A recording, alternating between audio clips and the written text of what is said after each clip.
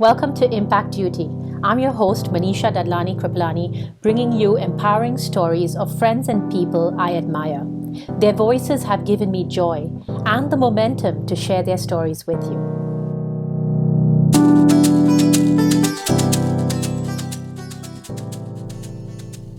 Swapnil Kothari is a senior lawyer and managing partner of S. Kothari & Company in Mumbai.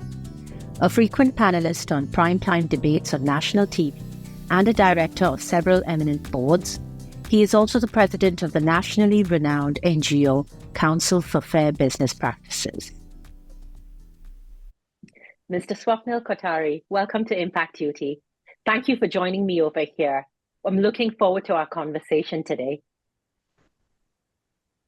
So, Mr. Kothari, if for our audience across the world, would you like to tell us a little bit about yourself in your own words? Sure. I'm a professional lawyer. I have my own law firm here, S. Kothari & Company, out of Mumbai, India, since the past 2 decades.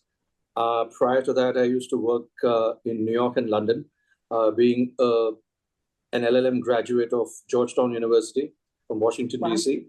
And I'm also a solicitor from London. And I have seen almost half the world, having interacted with clients from across the globe when I was in London and in the States. And then, of course, even from here. As we'll go along the interview, you will know how come I joined the Council for Fair Business Practices, and I became the president of that institution, very prestigious institution. And apart from that, just to tell you a little bit of my hobbies, I read voraciously, both fiction and non-fiction. If I would not have been a lawyer, I would have been a professional chess grandmaster, because I pretty much play chess at that level. And I do play it every day online. I begin my day with chess and I end my day with chess. So my brain keeps ticking. And I do solve Sudokus and cryptic crosswords. So that's the reason why I seem to have a good command over the language of English with a decent vocabulary. I wouldn't say to the likes of Shashi Tharoor, but I think I would not have to refer to a dictionary 9 out of 10 times if I were to be speaking to him as well, because I would know the words. Well, Mr. Kothari, there's no such thing as there's no such thing as knowing all the words in English. But for example, if I were to use certain words, I'm sure even someone like him may not have come across those words. And so it's just a matter of putting semantics and putting the language, putting the right words in the right perspective, so that each word is nuanced in a certain way to convey the emotion that you want to convey. Right. Thank you. Thank you for that introduction, Mr. Kothari. And as you rightly said, our focus today is the CFBP, which is the Council for Fair Business Practices, which in my understanding is a bridge between consumers and manufacturers. It's India-centric, but how do you believe it's essential for what we need in India? Tell us a little bit more about why you think this is such an essential organization in India. True to the fact that it is primarily India-centric, but we are going global. We've got people from, we've got a patron member from abroad very recently, and I'll tell you what a patron member is. And then, we have several professors from Ivy League universities who are on advisory board. So it would be inappropriate to say that we are only India-centric. We are primarily India-centric, and with an ambition to go global, which we are doing gradually one by the other and by the day. And why is it India-centric, and why was it started in India? It was started in 1966 primarily by J.R.D. Tata, Ramkrishna Bajaj, Soli Godrej, Mr. Birla, Mr. Gazdar, Mr. Khorakiwala, and all the top industrialists in 1966 on Gandhi Jayanti Day, which is 2nd of October, and several other professionals. So 36 thought-provoking people came together and formed up this council under the leadership of J.R.D. Tata, Godrej, and Mr. Bajaj. And the whole idea was to promote fair practices. At that time, it would take you about, say, a year to get an ambassador car, 6 months to get a telephone line. People would hoard things just to do a black market. People would smuggle gold. So a few top businessmen came together and said that, look, if we don't correct the course, and if we don't start telling people that, look, we are pioneers in fair practices ourselves, and we need to teach the rest of the world, and especially India, going forward, then I don't think India will be one of the superpowers that it is today. So these people were not just industrialists, they were visionaries. And they saw far into the future because they knew 40, 50 years down the road, it will be a very competitive space in India. And India will be walking shoulder to shoulder with the rest of the world, and people within India will be extremely competitive. So when you're competitive, you tend to cross the Rubicon of fair practices and ethics. So that is the time before people approach the courts, the consumers who will be deceived by these people who will transgress the lines. We will come in before they approach the courts, and we will try to resolve the issue. We will serve as a bridge between the manufacturers and the consumers, given the kind of clout that we have, and we will supposedly have that even 40 years, 50 years down the road. So this is what we do as Council for Fair Business Practices, where we promote consumer awareness. We rein in the errant manufacturers. Then I have brought in women empowerment as one of the goals, which of course I will talk to you about later as we go along. And because I personally believe, when I saw that this organization was heavily skewed in favor of men, and I thought that if India has to be a $5 trillion economy, today it's the 5th largest, if it wants to be the 3rd largest. When I came in 2018, when I became the president, I saw at that time India was probably reaching to be the 5th largest. At that time it wasn't. But I knew what the ambition of the Prime Minister was and things like that. And other than the ambition of the Prime Minister, or other than our goals to be the 5th largest economy or 3rd largest one, I think the whole idea was to be creating fairness. And if we do not promote women empowerment, we do not give women the positions of power or the right place in the sun, even when they are deserving, then Council for Fair Business Practices is an absolute oxymoron. That the women who have been the recipients of the grossest unfair practices since millennia are not being catered to by Council for Fair Business Practices. So I took the lead in that, and we have about 50 to 60 women working actively with us as part of our organization who are extremely high achievers. And you already know 2 to 3 of them. They're there to create a difference in the lives of many that we touch. So, because you see, it's only empowered women that empower women. Oh, wonderful. Yes, yes. One of the slogans I absolutely love. And Mr. Kothari, what about with what CFBP does? What is it really that resonates with you? And how have you reached this particular point in your journey? So tell us a little bit more about you and the organization and why it resonates so much with you. Well, you see, it happened coincidentally that I was called up by them, and they said that, why don't you become a life member? Because there was some antecedents to that, that my father, who was a legendary lawyer, used to attend some of these meetings way back 20, 30 years ago and things like that. So obviously, they try to tell the children of the fathers, and when my father expired in 2014, the lady called me up and she said, why don't you become a life member? It was the wish of your father that you, and he used to often tell me that, why don't you join an NGO and things like that? So I would say that, I'm not really keen to join any NGOs and things like that. It's a complete waste of time, given the little maturity that I had about these things at that time. So when this lady called, I said, okay, what is it? What is the life membership? So she said a certain amount. And I said, okay, fine. Fine. Thank you very much. I'll send the check. I hope you're happy. So she said, yes, I am. Then maybe a month later, she called me. She said, there is an executive committee meeting, which we have a monthly meeting. Why don't you attend one? So I was a little free that day. And I said that, okay, what's the harm in attending a meeting? If I don't like, I will not attend the second one thereafter. But if I like, then I'll continue. And that day there is, in sometime in 2014 until this day, I saw on that day that, this was an organization of some very capable people, the visionaries who founded it. So I took an interest in that. I started meeting different sorts of people. And then when I became the president in 2018, I had my own vision, which I brought to the fore. And, I'm continuing as president till this date. A president's term lasts for 2 years, from October of, say, 2018 till September 20th, till September 2020.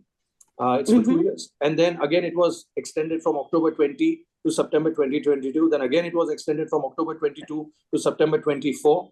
And then again, it has been extended from October 24 to September 26. So I'm the only president in the history of the organization to have the 4th consecutive term. And my past predecessors have been the likes of Naval Tata, Arvind Mafatlal, and all the top industrialists, and including Harish Mahendra, father of Anand Mahendra, who was one of the founders, along with Keshav Mahendra also. And Harish Mahendra was the president from 77 to 83 with 3 consecutive terms. So 1st October 2024, I will be beating his record of being the only president in the history to have 4 consecutive terms. Wonderful.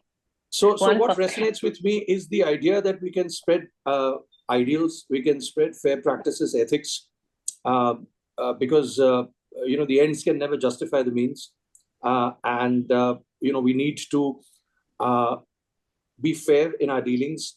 We need to promote women empowerment. We need to ensure that the consumer is aware. We need to ensure that the manufacturers are not errant. So I like the whole concept of it, and this can touch various aspects of our lives. I think it can be very comprehensive. It can be fair practices in education, fair practices in medicine, fair practices in filmmaking, fair practices in pay parity for women, fair practices towards men, that they should also have a paternity leave and not just a maternity leave for women.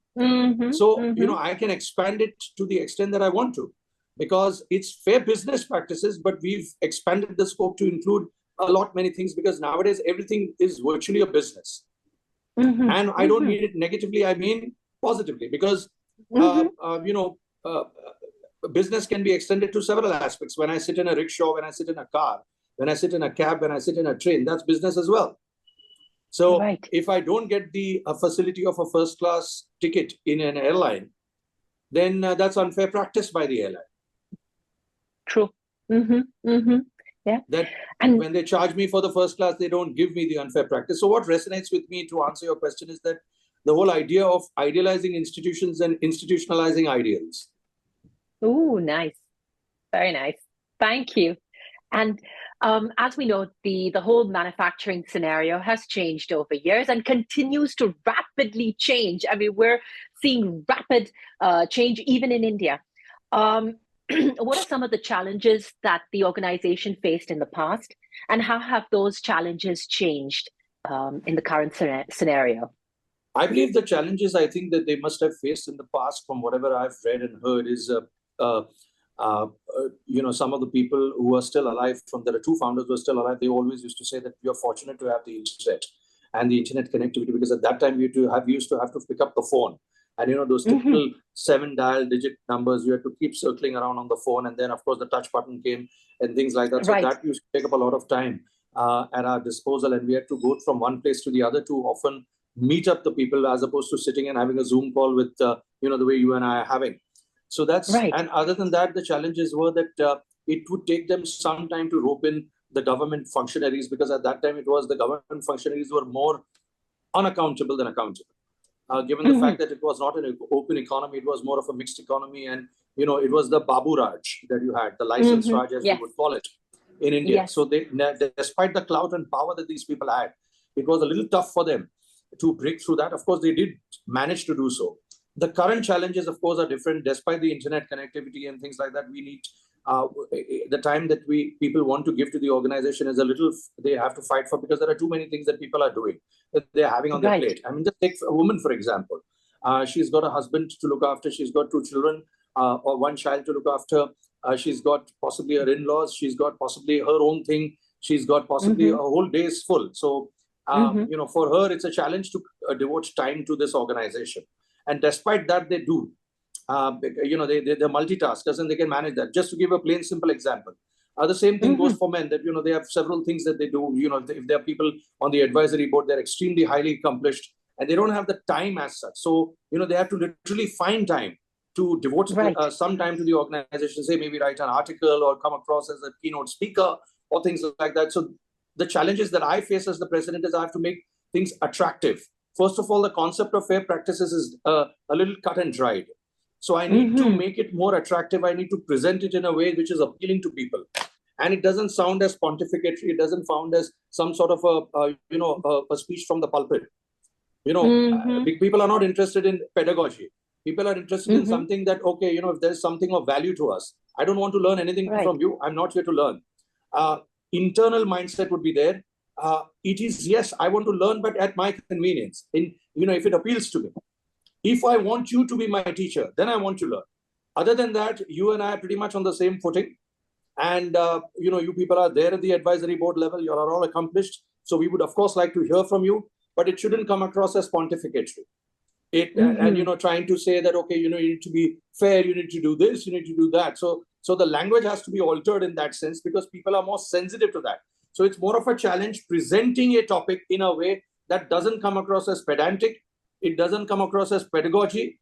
It comes more across as interactive sessions. Wonderful. Wonderful. So that's the challenge. And presenting fair practices in different ways to people trying to touch several nuances of the same. So for example, if I want to push up women empowerment, other than doing things for women or bringing women on board, and if I want to really tell the top industrialists or people to invest in that, that kind of a forum, meaning we have to do a fashion show at the end of the year where women of all shapes, sizes, and age walk the ramp, as long as they're women achievers. So that is appealing, and then add some bit of glamour to that.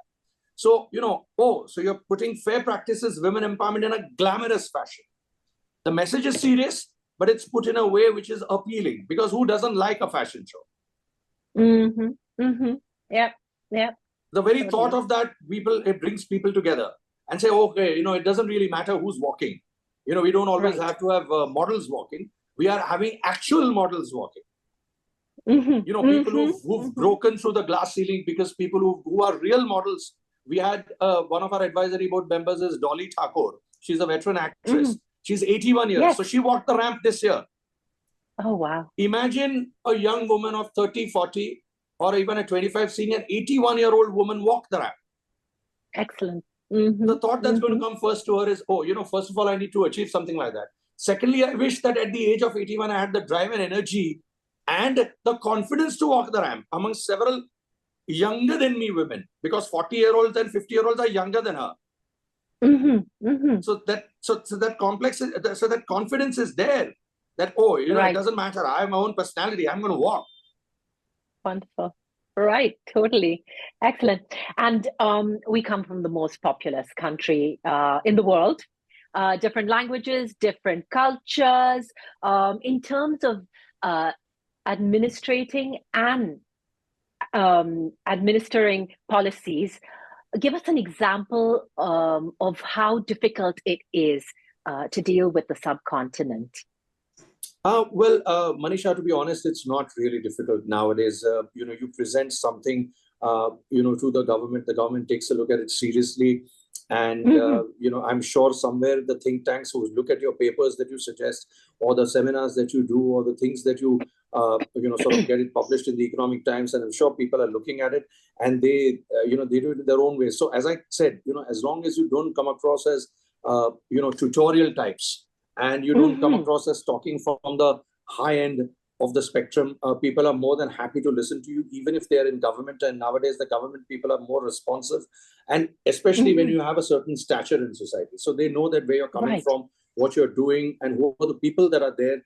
So we have very, very high-end top people working with us at the advisory board level and at the executive committee invitee level, of course, who are slightly shade lower than the advisory board. But when it comes from people who say certain things, then obviously with their own name and stature, it obviously has its impact. So it goes and sits in the mind of someone that, this is a good point. Like, for example, when we did one of our topics in our ethics seminar was that, is it enough to mandate only one woman director on a board? So, the people who read about it, I'm sure they have started thinking that, there are 40 companies, 40 listed companies which do not have even one woman director. So even despite the law, people are not following it up. So I think it's better that we have more than one. We prescribe 2 legally, so at least people will have one. So, the whole idea was that it goes and sits in the mind of the people when you put up a question like that and you have a debate on that. that is it enough to have one woman director on the board? That already suggests to the think tank, to the babus, to the bureaucrats that, oh, it's not enough. Because there is an answer in the question. The message is right in the question there itself. That what is CFVP trying to tell us? That, look, I think we need to revamp the law to mandate 2 women. Then maybe there'll be more, there'll be at least one. And we have seen over the years a shift from a more socialistic sector in terms of manufacturing to a rather capitalistic scenario. How has that changed or impacted policy and customer or consumer protection in any way? What's your input on that? I think the capitalistic society, the shift towards capitalistic society was an absolute boon in the sense that already this was a competitive world, and competition breeds choice to the consumer. He gets the best of everything. So manufacturers try to do the best in terms of their product manufacturing, product selling, advertising. If it's over the top, if it's puffery, it's fine. But if it's over the top and tries to promise something which it is not, is reined in by several set of laws that are there in the picture and that are there at the moment, which rein in those kind of fake advertisers, should I say, that the advertisement is wrong, inappropriate in that sense. So the thing is, it's very essential, and it's a boon, in fact, that consumers are getting the benefit of a capitalistic society, which you see in the United States or in the United Kingdom. So the movement since the past 10 to 15 years towards a capitalistic society has brought about competition, and the fair market, free and fair market policies, the free market mechanism takes care of the consumer. Because if you are not going to deliver the product, people are going to shift to the other one.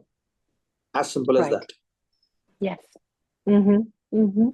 And we've seen a flip side as well. So we've got the onslaught of social media, which has opened up avenues for consumers and customers to share and relay their grievances. But that has just opened up such a host of ways to be able to complain.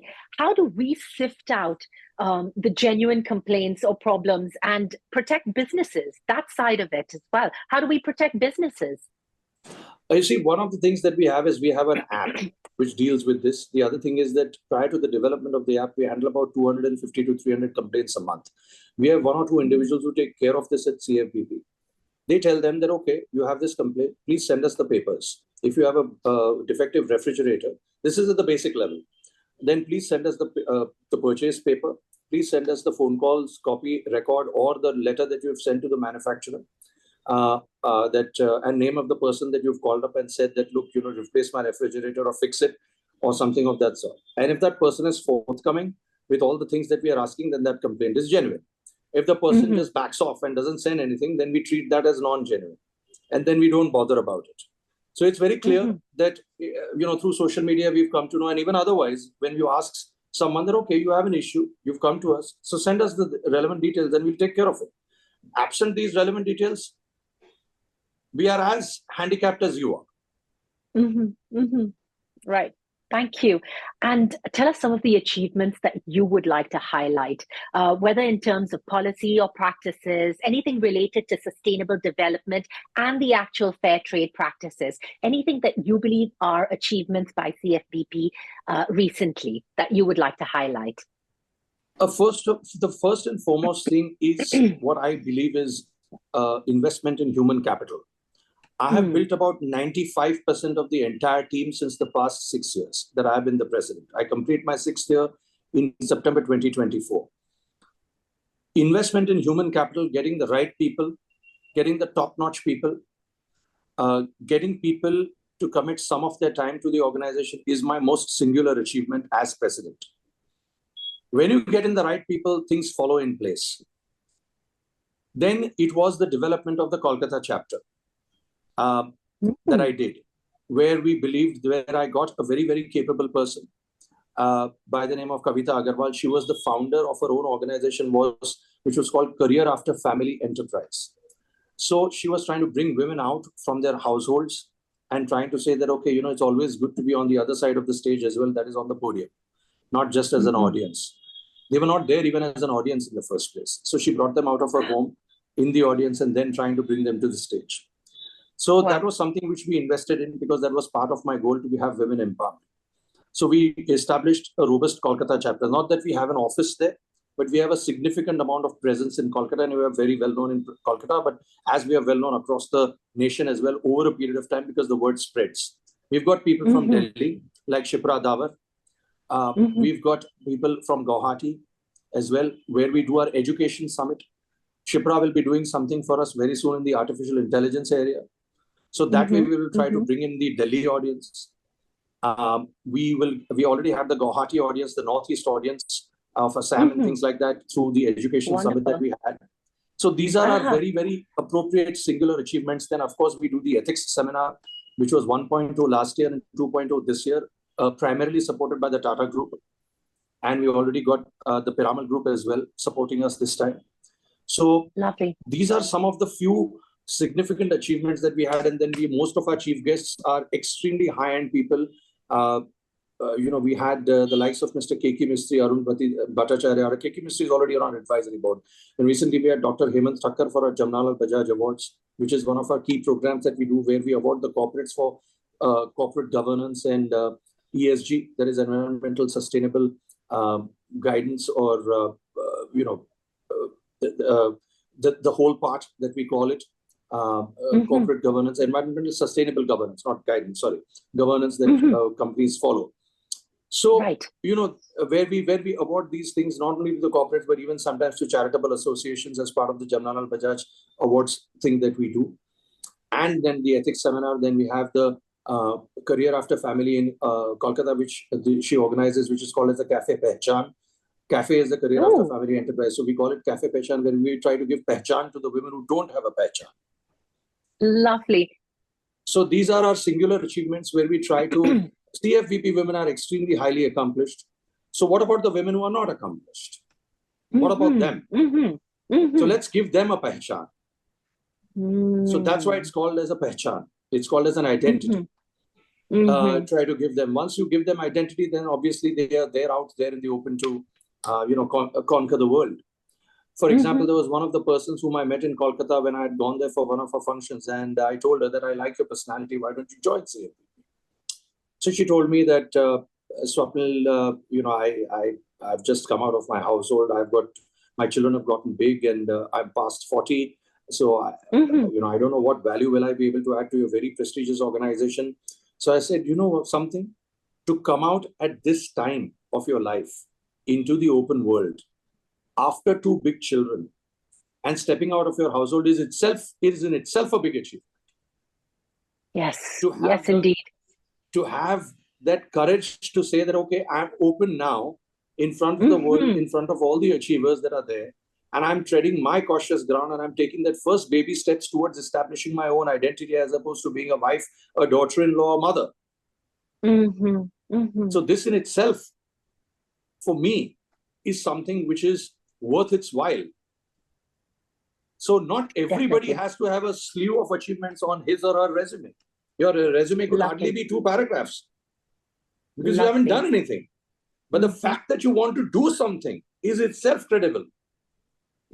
So I believe that some of these thought-provoking things that we've done, where we've tried to create a dent in the universe in that sense, trying to elicit articles out of people, trying to bring in a PhD candidate in anthropology from Yale University by the name of Shalini Iyengar, trying to bring a PhD in political science candidate from Harvard University by the name of Priyanka Sethi, to name a few people like that, to get in Professor Arvind Panagaria, Professor, former Niti Aayog chairman and currently the 16th Finance Commission, because obviously now he cannot hold a current advisory board position because he's already holding a government job. So he's there on the chat, but he's not officially as part of CFBP. To have a few Ivy League professors, to have Dr. Hemant Thakkar with us, who's an established physician within this country. So have some of these biggest names, to have Dilip Piramal as our one of our advisory board members.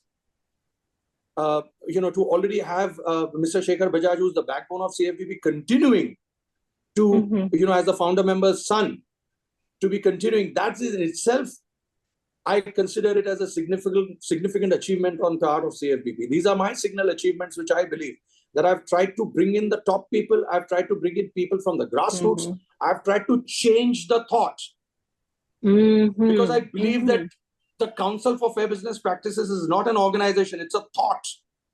And you can never cage a thought. A thought can only be amplified. It can be muzzled for some time. But you cannot crush that thought. That thought will resurface at some point. Yes, indeed. So I've seen to it that in the past 6 years, CFBP has achieved tremendous milestones. And one of the advice, we have had 2 founder members still alive. One is by the name of Vishnubhai Haribhakti, who's around 94 years of age, who was a top chartered accountant. He still is. Wow. Still comes to work. And then we have by the name of Swapnil Kothari. She's 93 or 94. They both are still alive as founders. Wow. And one of the things I remember telling her to me, that Swapnil, I see a lot of J.R.D. Tata, Ramkrishna Bajaj and Soli Godrej in you. Now, that's a great combination. So for that someone of that age and stature to tell me, obviously not to say that somebody at the age of 40 or 50 who's working with me will have an axe to grind, but someone of that stature and that age and that founding ability, that she was one of those, doesn't have any, it's a pure, direct, no holds back, 24 karat gold, pure comment. Sans indeed. any frills. It could be as plain and bland as saying that your tie is not matching your shirt. Because there's no axe to grind. Right. For someone of that stature. Right. But to say that, that means somewhere, because she had worked with all of them, with the stalwarts, because she was one of the founders, to say that to me, that so far, Manisha, has been my benediction. And the love and this of the people, that I consider as my achievement, where 90 people repose that faith in me, of the top stature, of the mid-level stature, or of the growing stature, that this is the right leader that we have. Lovely, lovely, lovely. Because it's very difficult to work with top-level people, with ambitious people, and have that trust of theirs in you. There are bound to be disagreements. There are bound to be dissensions. There are dissensions. There are bound to be, a row of sometimes statements here and there, back and forth, that, look, this is not done, this is not proper, this is not. But nevertheless, at the end of the day, there is still a belief that this is the precedent. And that's why there is this 4th term continuing. Lovely. So this I consider as my personal achievement, that I've been able to do that for CFBP, where people have seen that. And CFBP, of course, has achieved great strides, as I say, trying to touch in every nook and corner of this great democracy, which hitherto we were considered as exclusive, and not accessible. That, these are Tatas, Bajaj, Birlas, Godrej, and all of them. So, hamari to koi auqat hi nahi hai, we are no one in front of them. And so, where do we? But I have taught them, like I remember, somebody, when I used to see Lady Diana, Princess Diana, she had that royal touch, but nevertheless, she was loved by the people. So we can be accessible, we can be exclusive, but yet be accessible. Excellent. Love that. I love that, definitely. And like you said, you have created a bank of achievements. There has been a bank of achievements already by the CFBP. What would you like to see happen in the near future in terms of consumer awareness, in terms of protection, in terms of whatever you'd like to see with the organization? What would you like to see in the near future, Mr. Kothari? I would like to take CFBP globally. Try to have more offices across the country gradually over a period of time. That's at the individual level of trying to amplify the breadth and the reach of the organization. And at the same time, I would want more and more people to tell me that they have started following fair practices after hearing CFBP, what they do, what it does. So somewhere I have been able to impart that moral science to them, or my people have been able to impart that, or organization as a whole, not only I, but the whole organization as such. Because when people tell me that we have a very, very path-breaking president and a visionary and this, that, and they always tell them that, look, it's all very nice, but the president can only achieve a milestone if there are people who run along with him on that particular journey to achieve that milestone.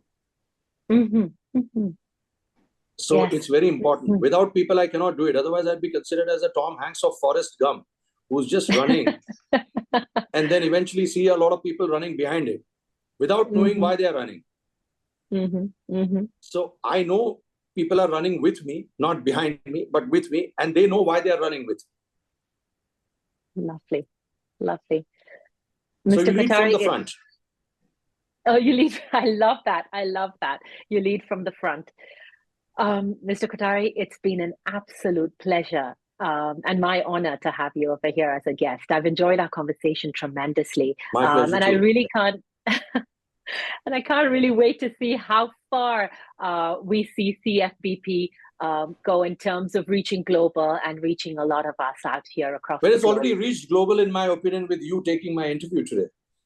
Oh, bless. Thank you. Thank you. So this is just another way of trying to create thoughts, trying to, establish ethics, try to extend the moral compass, not only of the individual, but of any of the organizations that see this, because ultimately organizations are manned by individuals. And if they believe that, there is something that, we tread a slightly more cautious line in terms of our ethics, and we try to work within the circumference of the Rubicon of ethics, then CFBP has achieved its goal in that sense. Everything else is just secondary. As they say that, see, when I began my career in law, as president of CFBP, I've always believed in one thing: achieve excellence. Try to be excellent at your job in whatever you do. Money, fame, everything else will follow. And by definition, fame, reputation, perception, all of that lies in the eyes of the audience or the other person. You have no control over that, direct control. You have an indirect control that you watch your steps so well. You create so many things. You build up ideas. You do things in such a manner that automatically the fame, the reputation, and the perception follows in your favor. Right. Wonderful. Thank you. Thank you very, very much for sharing your time with us today. Honestly, thank you.